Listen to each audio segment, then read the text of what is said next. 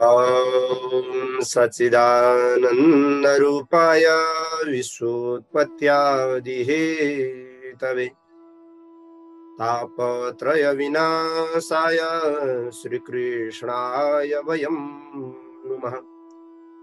गुरुर्ब्रह्मा गुरुर्विष्णु गुरुर्देव महेश्वरः गुरुर्साक्षात् परः ब्रह्मा तस्मै श्री गुरवे नमः।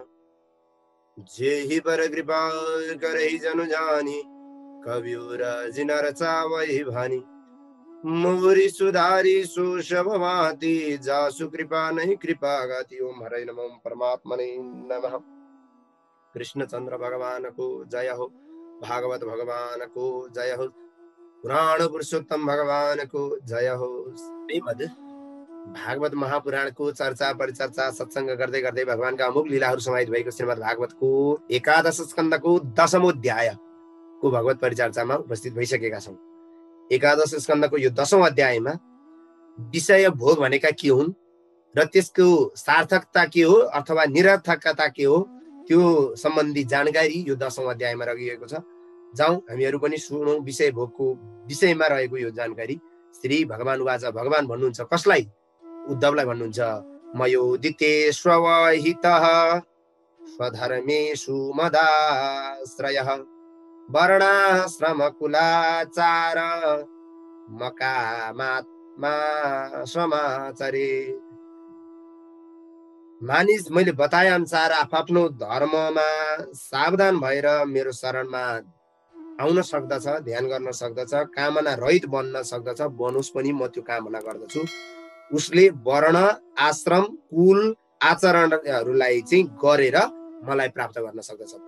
वर्णाश्रम धर्म पनि पालन गर्नु पर्यो, कुल आचारको धर्मलाई पनि पालन गर्नु पर्यो। त्यसरी पालन गरेर उसले मलाई प्राप्त गर्न सक्दछ भगवान भन्नुहुन्छ उद्धवलाई। अनि स्वधर्मको आचरणबाट चित्त शुद्ध भएको व्यक्तिले विषयहरूमा चाहिँ आसक्त व्यक्तिहरूले विषयलाई सत्य ठानेर एकदम हैन जे गर्दछ त्यसको विपरीत कर्म चाहिँ गर्नुपर्दछ भनेको। विषय आसक्ति व्यक्तिले जे कर्म गर्दछ, विषय वासनामा फस्नको लागि जे कर्म गर्दछ, मुमुक्षु व्यक्तिहरूले, ईश्वर प्रतिका भोका व्यक्तिहरूले, ईश्वरको चिन्तनमा तिर्खाएका व्यक्तिहरूले त्यो विषय आसक्तिमा फसेका व्यक्तिहरूको विपरीत कर्महरू गर्नुपर्दछ। त्यो नै राम्रो हुन्छ।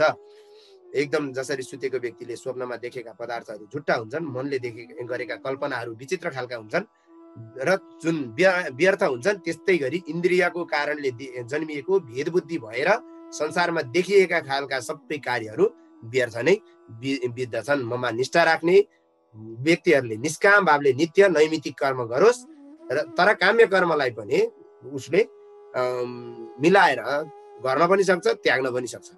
नित्य र नैमित्तिक कर्म भने उसले गरोस् नै, यही नै चाहन्छु म मुमुक्षु व्यक्तिहरूले, मोक्षार्थी व्यक्तिहरूले।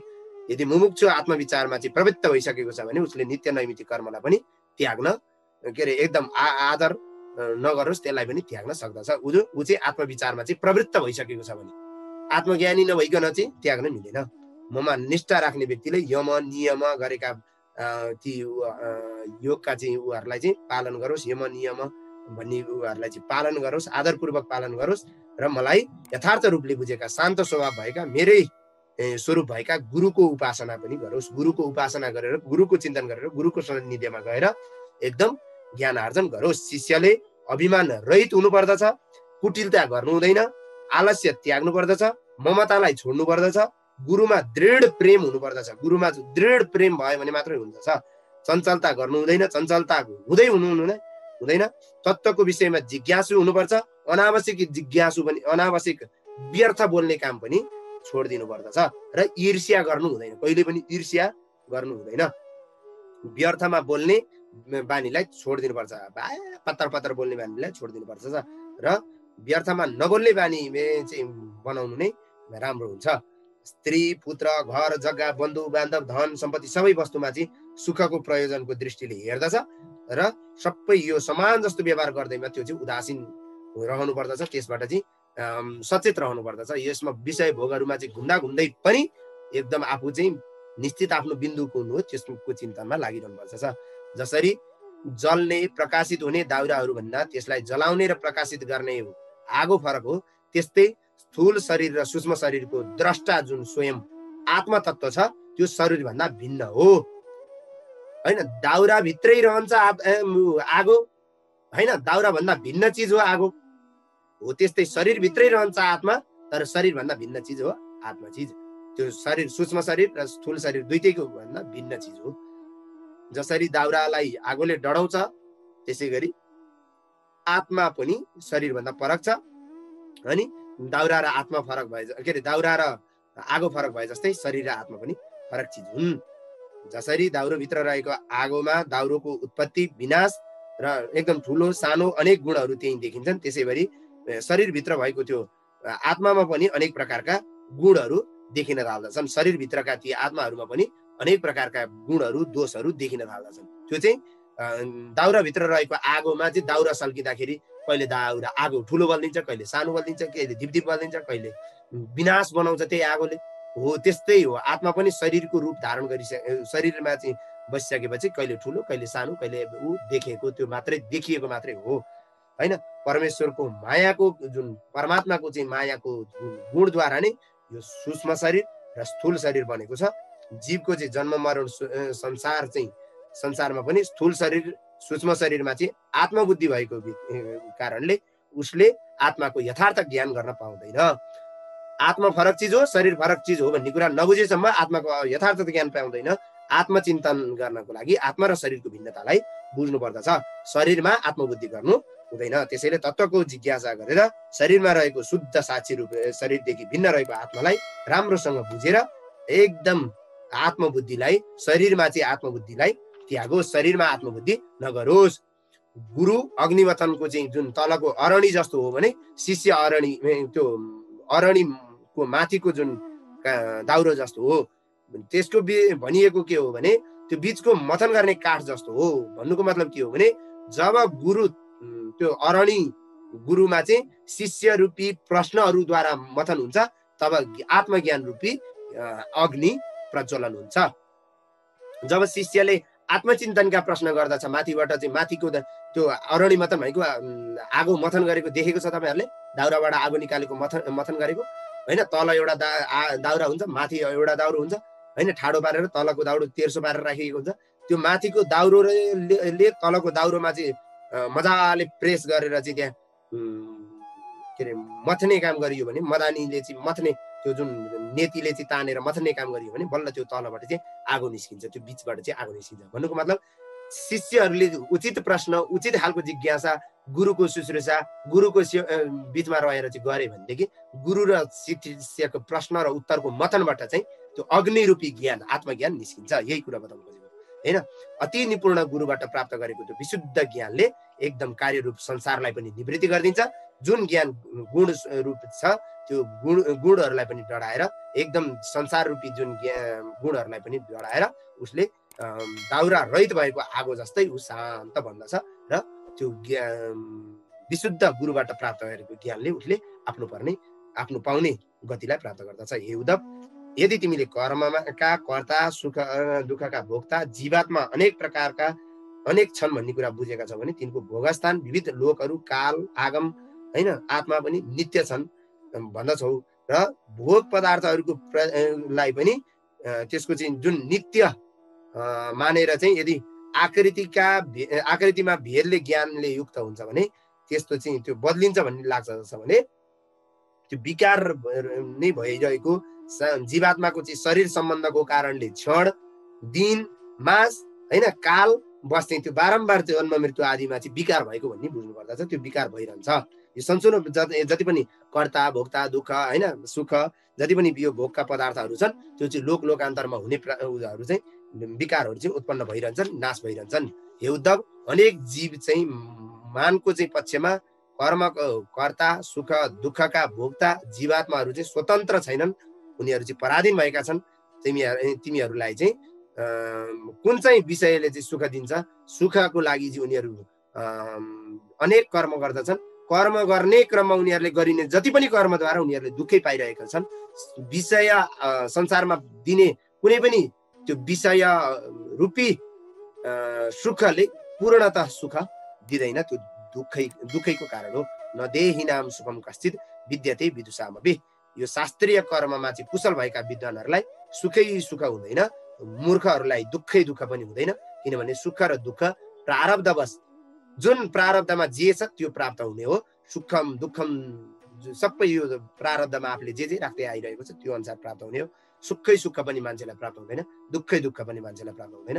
यो एउटै सिक्काको दुईटा पाटा जस्तै हुन् भन्ने नेपालीका उखान जस्तै हो। विद्वानले हामी कर्मिष्ठ हौँ, त्यसैले सुख दुःख रूपी यो अहङ्कार गर्नु बेकार हो, सुख रूपी अहङ्कार गर्नु पनि बेकार हो, दुःख रूपी चिन्तन गर्नु पनि बेकार हो भनेर विद्वान जनहरूले त्यसलाई वास्ता गर्दैनन्, छोडिदिन्छन्। यदि कसैले सुख र दुःखको प्राप्तिको चाहिँ विनाशलाई चाहिँ जान्दछ, बुझ्दछ, जुन उपायले गर्दा चाहिँ मृत्युले चाहिँ मरेपछि सुख दुःख डुम्बै राजा, मरेपछि त दुःख नि पाइँदैन, आनन्दै भन्ने बुझेका छन्, तिनीहरू मूर्ख हुन्, त्यो आत्मघाती हुन्। हर वखत मृत्यु जसको नजिकमा छ त्यस्तो यो प्राणीले चाहिँ कुन धर्म आदि शब्द पदार्थको चाहिँ विषयले चाहिँ सुख दिन्छ। मरण धर्ममा छ, क्षणिक मर्ने, कति बेला मर्ने थाहा छैन, सुखमा चाहिँ भोगिरहेको छ।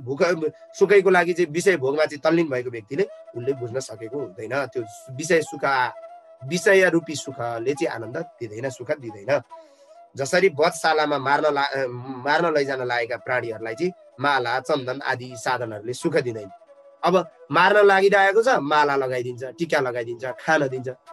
त्यो चिजले चाहिँ त्यो मर्न लागेको पशुलाई सुख हुन्छ कि हुँदैन? कदापि हुँदैन।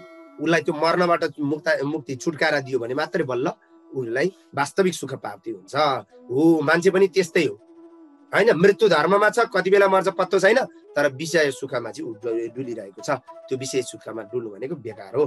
पारलौकिक स्वर्ग आदि सुख पनि लौकिक सुख चाहिँ प्रतिस्पर्धा, ईर्षा, नाश, अपक्षय आदि गरेका द्वेषले दूषित भएको छ, धेरै विघ्नले आक्रान्त भएको छ। एकदम जसरी कृषि कर्म चाहिँ कतिपय अवस्थामा चाहिँ निष्फल बन्दछ, निष्फल रहन्छ, त्यस्तै गरी स्वर्ग आदि गरेका विभिन्न प्रकारका लौकिक सुखहरू पनि बेकार जान सक्छन् कतिपय अवस्थामा।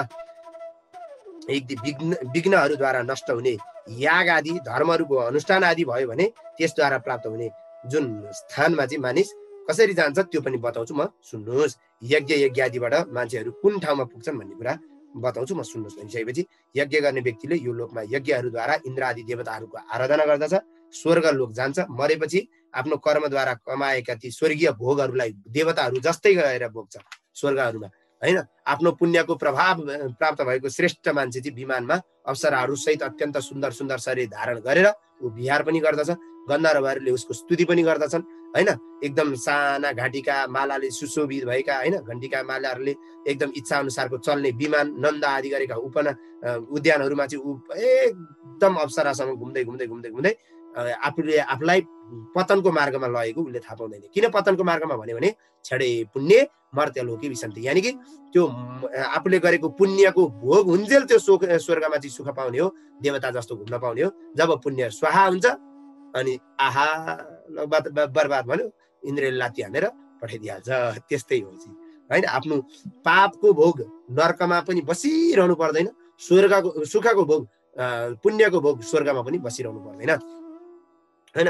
जबसम्म यो भनेको जबसम्म भोगद्वारा पुण्य समाप्त हुँदैन तबसम्म ऊ स्वर्गमा आनन्दित रहन्छ। जब पुण्य समाप्त हुन्छ ऊ नचाहँदा नचाहँदै पनि कालको प्रभावले त्यहाँबाट तलतिर खस्दछ होइन। नरक पनि त्यस्तै हो। यो भनेको एउटा देशको नागरिकले अर्को देशमा भिसा लगाएर बसेको जस्तै हो। यहाँबाट चाहिँ भिसा लगाएर बस्यो, त्यति समयभरि त्यहाँ बसुन्जेल कसैले केही भन्नेवाला छैन होइन। जब त्यहाँको चाहिँ भिसा चाहिँ सक्यो भोलिपल्टै पुलिसले कि त गिरफ्तार गर्छ कि त फर्काइदिन्छ होइन। हो, त्यस्तै चिज हो। स्वर्ग नरक भनेका यिनै चिज हुन् होइन। यदि विषयी व्यक्तिहरूले ती व्यक्तिहरूको सङ्गतले अधर्मपरायण भएर अजितेन्द्रिय भएर एकदम विषय आसक्तिमा मन लगाएर एकदम दुःख, लोभ, त्रिलम्पट, प्राणीको हत्या आदि गर्ने दुष्ट कर्म गर्ने उसमा चाहिँ प्रलोभित बन्दै शास्त्र विधि बिना नै धन आदिको सम्पत्ति आदिको खर्च गरेर पशुहरूलाई मारेर अनेक प्रेत भूत गणहरूको आराधना गरिरहेको छ भने त्यो जीवात्मा नरक पुग्दछ। भूत प्रेतहरूको आराधना गरेर चाहिँ ऊ गर्ने मान्छे त्यस्तो जीवात्मा एकदम नरक पर्दछ। अरूलाई दुःख दिने, त्यस्तो अरूलाई कष्ट दिने त्यस्तो व्यक्तिहरू चाहिँ नरक पर्दछ र नरकमा आफ्नो पापको भोग भोगेर अज्ञानयुक्त स्थावर जङ्ग आदि गरेका विभिन्न योनिमा उसको जन्म हुन्छ। त्यहाँ पनि शरीरद्वारा चाहिँ जुन परिणाममा चाहिँ दुःख हुने कर्महरू गर्ने जीवले चाहिँ ती कर्मका कारण फेरि शरीर प्राप्त गर्दछ। स्वर्गमा जाओस् या नरकमा जाओस्, जहाँ गए पनि आफ्नो उसले गरेको कर्म अनुसार नै उसले चाहिँ विभिन्न फलहरू पाउँदछ। कल्पसम्म बाँच्ने स्वर्ग आदि लोकहरूलाई पनि दुई परार्ध यानि कि ब्रह्माजीको दुईवटा आयुमा चाहिँ विभाजन गरिएको छ, परार्ध र उत्तरार्ध गरेर। एकदम ब्रह्माजीलाई पनि मबाट भय हुन्छ। ब्रह्माजी पनि त्यो हुन्छ नि एकदम अमर छैनन्, ब्रह्माजीको पनि निश्चित आयु समाप्त हुन्छ। इन्द्रियहरूले चाहिँ कर्म गर्दछन्, सत्व आदि गुणहरूले इन्द्रियहरूलाई आफ्नो आफ्नो कर्ममा प्रवृत्त गराउँदछन्। यो जीव चाहिँ त्यही अहङ्कार गर्दछ, त्यही इन्द्रियको सुखमा चाहिँ भोगिरहन्छ। तर सुखका खातिर भोग गरिन्छ, भोग पछि पछि रोग भरिन्छ भन्नुको मतलब सुखकै लागि उसले चाहिँ जीवन गर्दछ, त्यो पछाडि उसले दुःख पाउँदछ, त्योभन्दा बाहेक केही पनि होइन। जबसम्म गुणमा चाहिँ विषमता हुन्छ तबसम्म आत्मामा अनेकता हुन्छ। आत्मा एउटै हो भन्ने बुझ्दैन, गुणमा विषमता हुन्जेल जबसम्म आत्मामा अनेकता हुन्छ अनि तबसम्म ऊ पराधीन भइरहन्छ। आत्मामा एकता भइसकेपछि ऊ पराधीन हुनु पर्दैन। जबसम्म गुणमा विषमता हुन्छ, गुणमा विषमता नहुने बित्तिकै आत्मामा अनेकता हुँदैन, आत्मामा अनेकता नहुने बित्तिकै पराधीनता रहँदैन।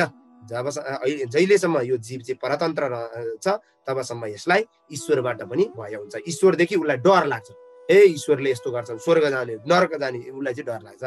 जब उसलाई चाहिँ त्यो परतन्त्र रहँदैन, ऊ पराधीनता रहँदैन, जब आफू स्वतन्त्र रहन्छ, आत्माको चिन्तन गर्दछ, आत्माको ज्ञान बुझ्दछ, तब उसलाई चाहिँ त्यो शोकहरू त्याग दिन्छ र उसलाई ईश्वरबाट पनि कुनै पनि खालको भय हुँदैन। उसलाई ईश्वरदेखि कहिले पनि डर लाग्दैन। माया रूप गुणमा चाहिँ क्षोभ उत्पन्न भइसकेपछि मानिसहरू मलाई नै काल, आत्मा, शास्त्र, लोक, स्वभाव आदि धर्म आदि सबै मै हो भन्ने कुरा मान्छेले बुझ्दछ। उद्धव उवाच, उद्धव भन्नुहुन्छ, गुणे सुवर्तमानेपि जे स्वन पावृतः। हे प्रभु, हे व्यापक, हे भगवान, हे प्रभु, यो जीवात्मा शरीर भित्र रहेर पनि शरीरबाट हुने जुन कर्महरूबाट सुख आदि दुःख आदि फलहरूबाट किन बाँधिदैन, होइन, यिनीहरूबाट किन बाँधिदैन, अथवा गुण आदिद्वारा चाहिँ निर्लिप्त भए होइन, शरीर आदिसँग चाहिँ सम्पर्क रहित भएर पनि आत्मा कसरी बन्धनमा पर्दछ? बन्धनमा पर्नु र बन्धनमा नपर्नुको यो कारण चाहिँ के हो?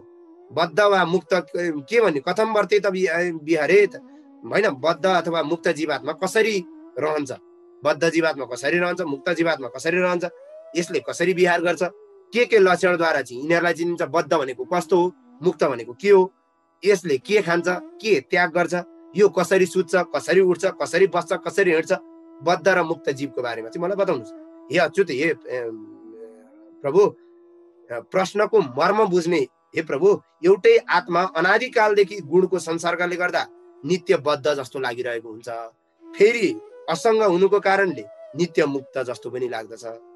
मलाई यस विषयमा अलिकति भ्रम भइरहेको छ। बद्ध भनेको के हो, मुक्त भनेको के हो, बद्ध व्यक्तिले के गर्छ, मुक्त व्यक्तिले के गर्छ, यो विषयको बारेमा मलाई उत्तर बताइदिनुहोस् न भनेर प्रश्न मात्रै गर्नुभएको थियो। भगवानले उत्तर दिनको लागि चाहिँ अर्को अध्याय कुर्नुपर्ने रहेछ भन्दै इति श्रीमद् भागवत महापुराण पारमहंस्यां संहितायाम् एकादश स्कन्धे भगवद् उद्धव संवादे 10औं अध्यायमा गरिएको यो भगवत परिचर्चा भगवानले एकदम यो विषय वासनाहरूको बारेमा चाहिँ एकदम बताउनु भएको यो भगवत परिचर्चा उद्धव र भगवानको संवादमा रहेको भगवत परिचर्चालाई पूज्य गुरुवरका चरणकमलमा भागवत भगवानका चरणकमलमा विश्राम। ओम अस्तु परिपूर्णं श्रीकृष्णार्पणमस्तु।